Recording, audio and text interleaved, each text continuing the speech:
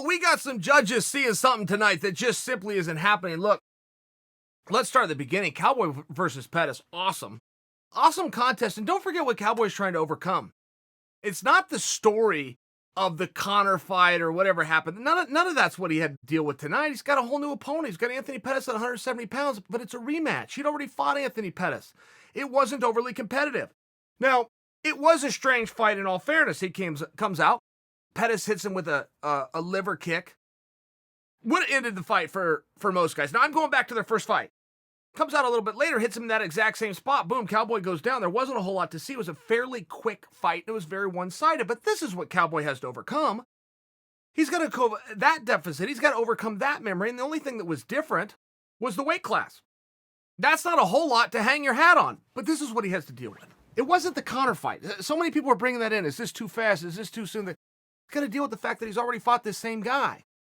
And he remembers the outcome. So they go out there and they start fighting him, and Cowboy made some changes. And I thought that Cowboy was really finding spots to stick. I thought he was doing a good job keeping his elbow down, showing a little respect to that liver, but he was also threatening the takedowns.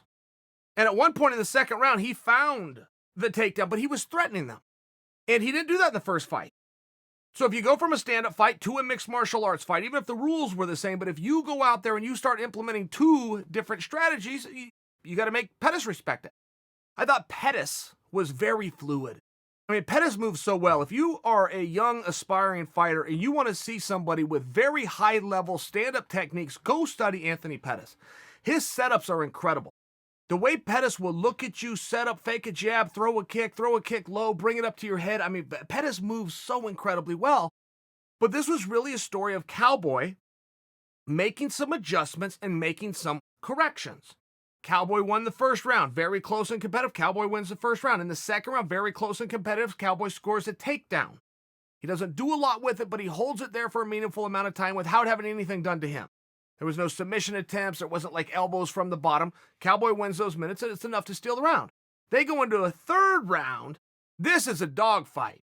I mean, this thing turns into a mess to the highest of levels. Cowboy ends up coming up over the top, kicks Pettis square in the head with his shin. Fight that would have put anybody else down. Hardest shot of the night. Excuse me, hear me out again. I didn't say the hardest shot of the fight.